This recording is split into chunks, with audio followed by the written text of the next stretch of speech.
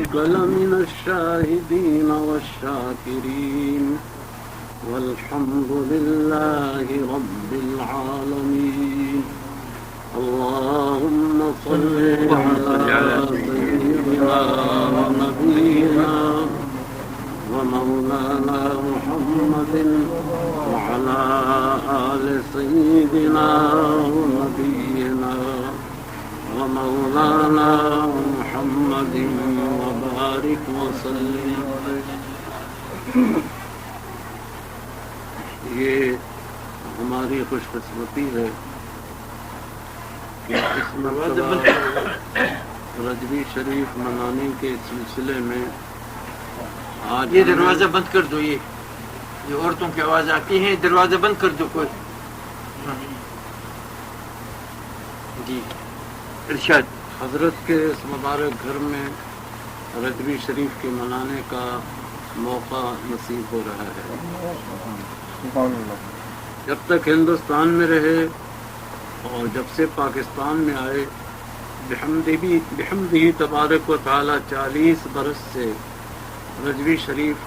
کے منانے کا سلسلہ مختلف جگہ جاری رہا، اور الحمدللہ کہ ہمارے یہاں بڑے زور و شور کے ساتھ رجبی شریف کی محفلیں منعقد ہوتی ہیں. اس مبارک گھر میں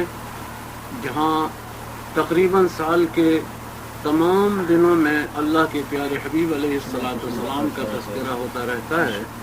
اس مبارک اور سعید گھر میں ہم اپنے آقا و مولا حضور علیہ السلام کے اس واقعے معراج کا ذکر سننے اور کہنے کے لیے بیٹھے ہیں. یہ ہمارے لیے بہت غنیمت ہے.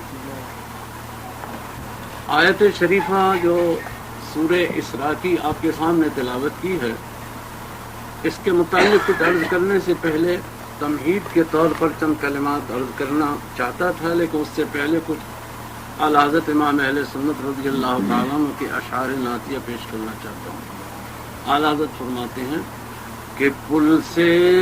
اتارو راہ گزر کو خبر نہ ہو، پل سے اتارو راہ گزر کو خبر نہ ہو، اور جبریل پر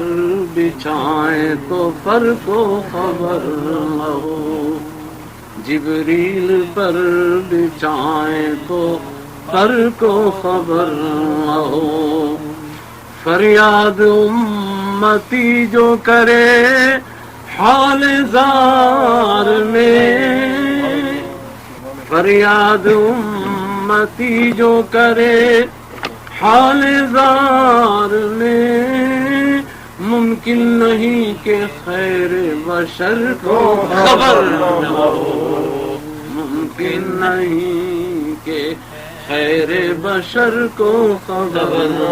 ہو. پل سے اتارو راہ گزر کو خبر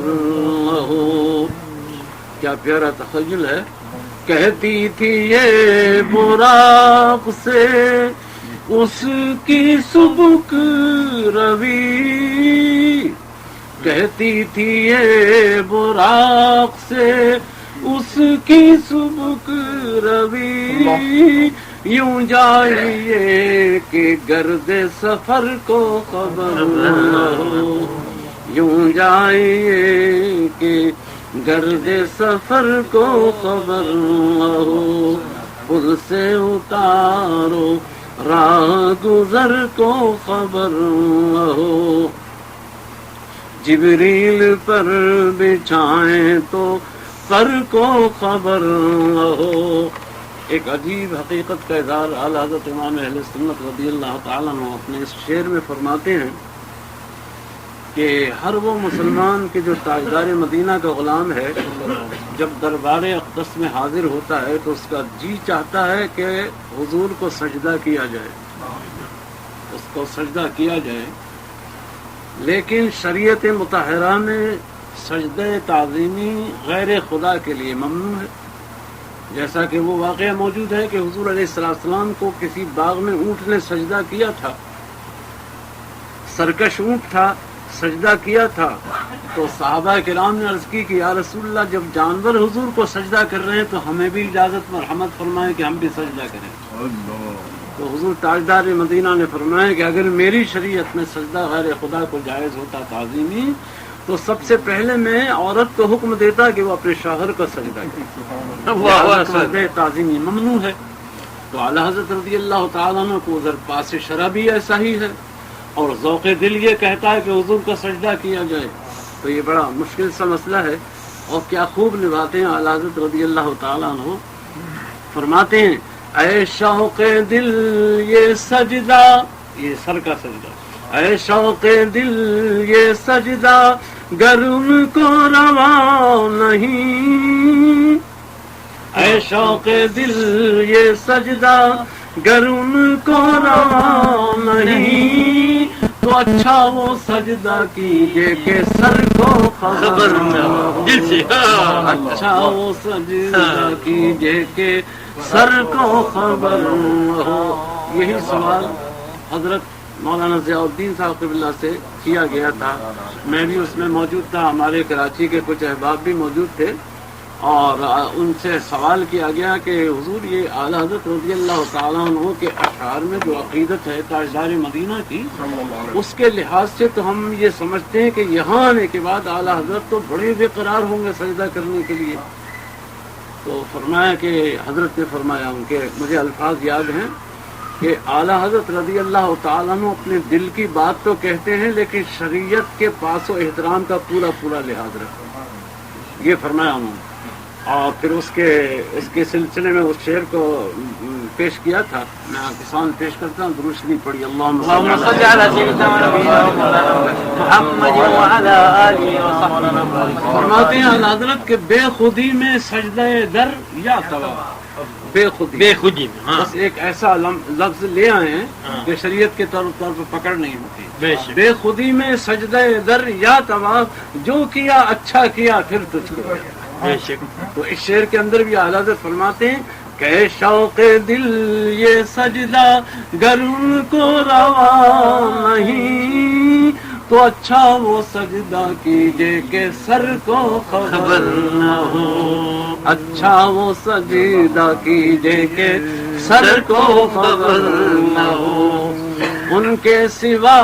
رضا کوئی حامی نہیں جہاں، ان کے سوا رضا کوئی حامی نہیں جہاں، گزرا کرے پسر پہ پدر کو خبر نہ ہو، گزرا کرے پسر کو پدر پہ کو خبر نہ ہو۔ اللهم صل على سيدنا نبينا مولانا محمد وعلى آله وصحبه وبارك وسلم۔ آج مبارک شب ہے 27ویں، اور اس میں ہمارے آقا مولا حضور نبی کریم صلی اللہ علیہ وسلم کو ساری کائنات میں جب سے کائنات پیدا ہوئی ہے اور جب تک یہ برقرار رہے گی، اللہ تبارک و تعالیٰ نے ایک عظیم معجزہ ہمارے آقا مولا کو عطا فرمایا ہے،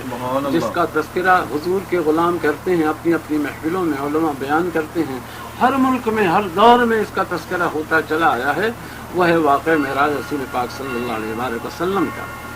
اس واقعہ معراج کے بارے میں کچھ بیان کرنے سے پہلے تمہید کے طور پر چند کلمات عرض کروں کہ رب العزت تبارک و تعالیٰ کی شروع ہی سے سنت الہیہ یہ رہی ہے کہ ہر نبی کو نبوت عطا فرمانے کے بعد اللہ تبارک و تعالیٰ معراج عطا فرماتا ہے ان کی تقویت قلب کے لیے، اور ان کو ان معراج سے سرفراز فرما کر گویا ان نبیوں پر بھی وہ راز کھل جاتے ہیں جو راز کے منکشف نہیں ہوتے ہیں۔ یہ سنت الہیہ ہمیشہ سے رہی ہے۔ چنانچہ حضرت ابراہیم علیہ السلام کا جب وقت آیا تو اللہ تبارک و تعالیٰ نے حضرت ابراہیم کو معراج کرائی، اس کا ذکر قرآن کریم میں ہے کہ وَكَذَلِكَ نُرِي إِبْرَاهِيمَ مَلَكُوتَ السَّمَاوَاتِ وَالْأَرْضِ وَلِيَكُونَ مِنَ الْمُوقِنِينَ۔ ہم اسی طرح زمین و آسمان کی سیر کراتے ہیں حضرت ابراہیم کو تاکہ وہ یقین کرنے والوں میں سے ہو جائیں۔ بہرحال حضرت ابراہیم کی معراج تھی، ملکوت و آسمان و زمین کی معراج تھی، ایک جگہ حضرت ابراہیم کو کھڑا کیا گیا، انہوں نے اس صخرے پر کھڑے ہو کر زمین و آسمان کی ساری ملکوت دیکھی۔